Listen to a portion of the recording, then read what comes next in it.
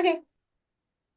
What's up, guys? Twisty and the Spiz, and I got the Kyra Mogul with me, Dr. Amanda. Today, we're jamming about getting not out, but reducing insurance dependency. I guess we're gonna first nip that in the bud. First of all, I got Dr. Amanda from Kyra Moguls with me. Uh, let's dive right into that, dude. Is it really reducing and getting completely out, or is it reducing? What do you think the best framework is right now in the industry? I think whether we want to or not, we're all reducing insurance dependency because CMS guidelines, all commercial companies seem to be gravitating towards CMS guidelines, and it truly is, what is your condition? How many visits per provider guideline are average? And getting them better and releasing them from care. So back in the day, a lot of insurance companies covered chronic care. So a patient who had 50 visits or 24 visits or 30 visits could come twice a month and they could remain well and they could take care of their chronic condition and all was well.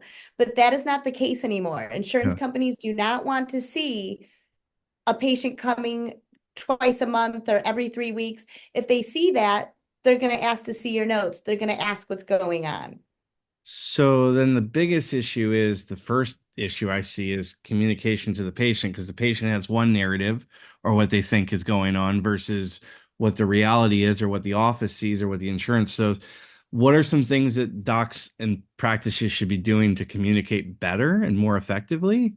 Yes, it's all in, as Roberto Monaco says, it's a Broadway show.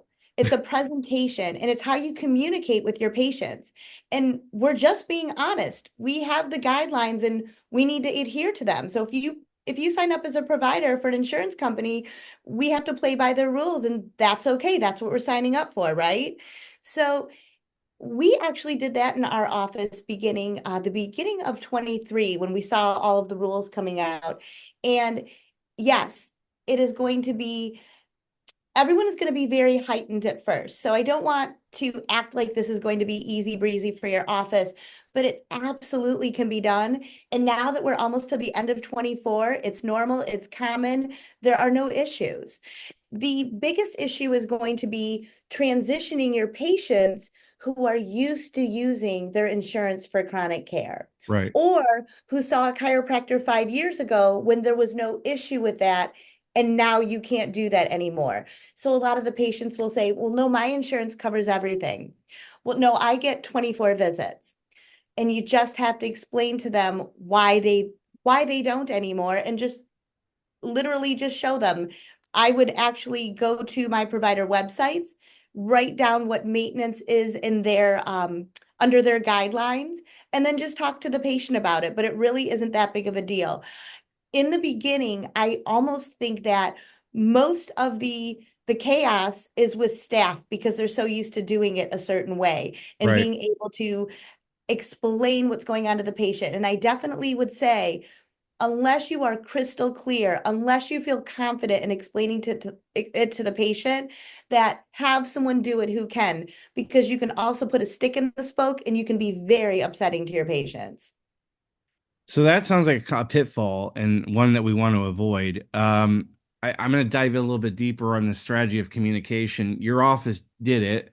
What do you mean by where are you guys at? Because you were at a certain percentage of insurance. Where are you at now? Yes. So we were 80 above 80% insurance. Now we are between 18 and 19% insurance. But In two that doesn't years, mean, pardon me? in a year and a half or 2 years, you dropped that much. Yes. And Wow. that doesn't mean that we only have 18% of patients who show up with insurance. These are all insurance patients basically that come to our practice, but it's a transition of their insurance care to their wellness care. So what was the biggest? I guess you're say staff, but I'll throw it out there. What was the biggest things that you implemented? Basically, it's the understanding. So you're going to create forms, and if anyone wants my forms, please message me. I'm happy to share with you. But it's just being transparent with the patient. This is what you need. Here's your provider guidelines. Of your 24 visits, we're going to use 6 or 9 or 12, whatever is necessary for that specific patient.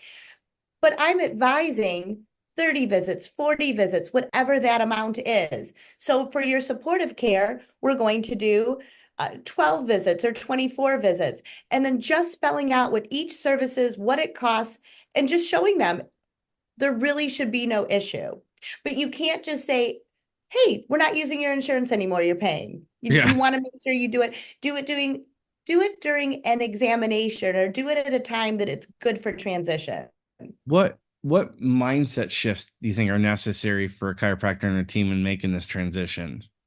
So get the fear out because you're going to be so scared to do this. You're going to think you're going to lose all of your insurance patients, but I promise you that you're not. So I actually had a client who wanted to transition from he was about 80-85% insurance, and he wanted to transition to cash because he just thought that insurance was a headache. And so he had been practicing about 20 years, and I thought, does he really want to do that? So I explained, you can absolutely do that, but be ready for a dip. And if you can take that dip, that's not a problem. And as we all know, sometimes exchanging money to save a problem is a good business decision.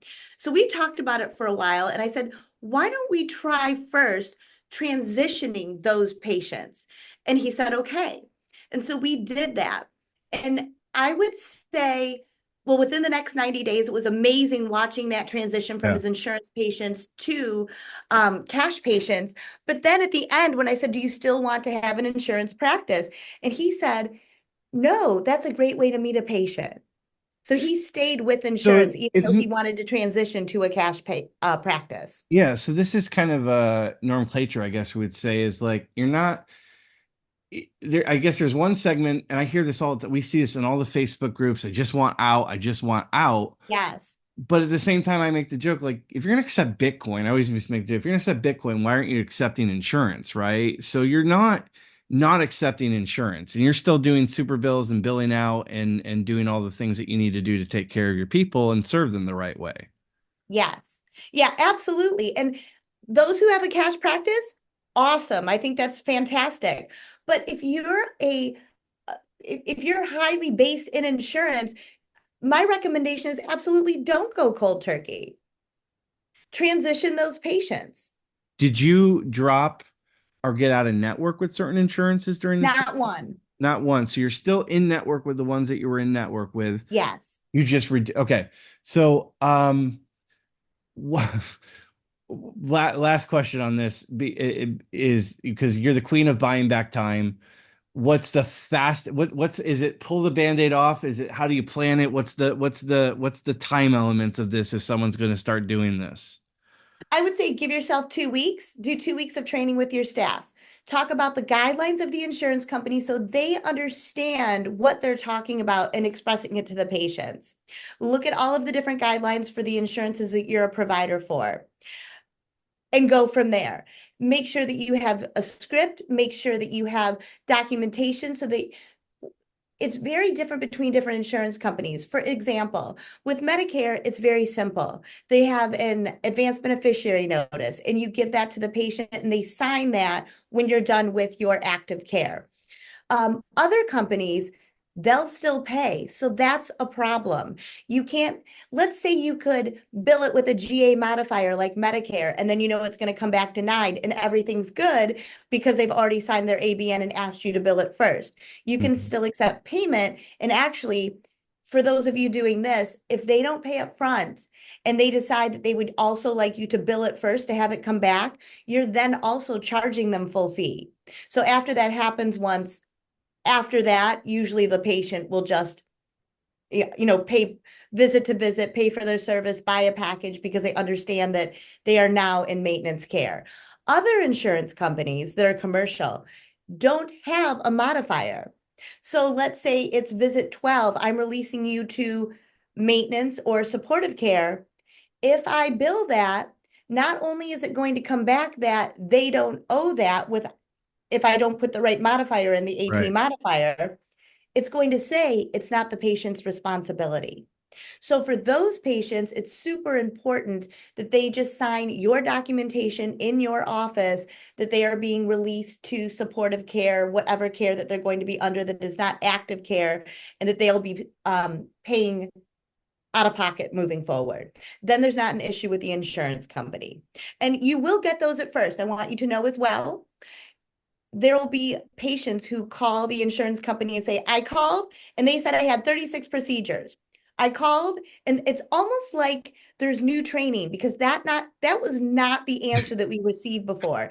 So I think that it is more prevalent out there now where insurance companies, like I said, are really going towards the CMS guidelines and they're asking for documentation now. So it's really important that they are signing something and that you have that in their folder and that they are paying self-paying moving forward, that you are not billing their insurance company. So here's what I'm really hearing. I think you need someone to help you with this when you're doing this. So Yeah, is that one of the things that you do at Kyra Moguls? Could you help these doctors out with this? absolutely. And seriously, it is easy breezy. It is just on how you present it to your patients. I can take any practice I know because if I can do it here, and I'm not here very often, but a practice that has gone from over 80% cash to 18 to 19, I'm sorry, over 80% insurance to maybe 18, 19% in a year. And everyone is happy. You've always made money in your practices. You've always made money with the people that you work with. Um, so I think this is a no-brainer if someone's out there listening to this going, I want to do what Amanda's doing. You kind of you go where the waves go because that's a smart thing to do, but you know how to navigate and communicate that. And that's the biggest challenge. You said something about team and training. That's one of the big things you're doing with Cairo Moguls is training teams and helping doctors train teams. Go ahead. Yes, yeah. So, everything I do is organic because every single practice is so different. But something that's awesome about this, think about the patients that do what their insurance supports. So I have 24 visits. I will come every other week for the year, and that's 24. And let's say they have 18. Well, then they stop at their 18th visit. You don't see them till January. Or let's say they're doing medically necessary care and they get, those patients, we are actually way more profitable this way. Hmm. Because now let's say a patient had 30 visits and it included three modalities Hmm. and they paid you $100 each visit. Now, after that, I'm sorry, after that, like when it's exhausted, they're not coming in anymore. Now they're buying packages, they're transitioning, and they're staying on course. So this has truly grown our practice as well because we had patients, if they had 12 or 24 visits, they would stop coming. Yeah. But And what is the max on that? Now you have a lifetime patient. you have to have the training, that you have to have the systems, the sales, the communications. And that's something that Amanda's helping and providing for her doctors. Give us a scoop on how you're helping all your doctors out there, Amanda, through Kyra Moguls. Give us the whole rundown. Absolutely. So I'm coming into your practice and I want to know where your holes in the bucket are. Is it your front desk? Is it finances? Is it care plans? What is the issue in your practice that is stopping you from getting to the next level? And I always say that if you knew exactly what that was, you would fix it. So sometimes it's not exactly what you're thinking it is. And I find that in 99% of the cases, there's something missing that they are realizing Mhm. that's falling through the cracks that they're not addressing. I got revved up this week because uh you're out there in the trenches but not in the trenches, and what I mean by that is you're at the office today, which you said you're not really there. You're managing and delegating from afar. You are the queen of buying back time. You are an epitome of what I think what people desire their life to look like in practice at the ultimate end all goal. When do you have to decide that you're coming into practice? What give me a scoop of like why you're there today versus not. Sure. I am here today. I was just laughing with my staff. I have not been here on a Friday in at least 15 years, not one Friday. But I've hired, because we are growing, I've hired three new staff members. Yeah. And I hired a new doctor who started last week. But I want to be here. I want to be here for a few weeks because I want to make sure the training is perfect. I want them to learn from me and to be able to delegate accordingly. So that's why I'm here, especially with three new. I'm actually super excited. I feel like I'm in chiropractic school this week and it's so fun. You're pumped up. So if you guys want to learn more about working with Amanda, you can go to the link above or below wherever you're watching this to get on a mogul one-on-one session with her. Think of it like a discovery call to see what leaky buckets she can find in your practice, and then she's going to point you in the direction if she can help, which she can in 99.9% of the cases. She's doing big, bolder, and more magical stuff. What's your number one thing right now that you're doing with your time when that you've bought back? What's your favorite thing right now that you're doing with your time? I get to spend time with my husband. Woo woo. Jailhouse Joe. Yes. When are you coming back to Indiana? So I should be back. I'll be back in the next couple weeks, and then we're headed to where are we going? We're going to Hawaii, and then we're going to Boca. This is what I was telling someone the other day. Amanda lives it. And I got fired up because someone wrote me back about something which you saw, and I got fired up, and I had to go make it now. I because I'm like, Amanda's legit, you know. Thank you. But so hey, if you guys want to get on a call with Amanda, you can click above, which I highly recommend. And you can ask her questions about more into this stuff and reducing insurance dependence or becoming less dependent on insurance. Thanks for jamming with me today. It's my pleasure. Thank you so much, Tristan.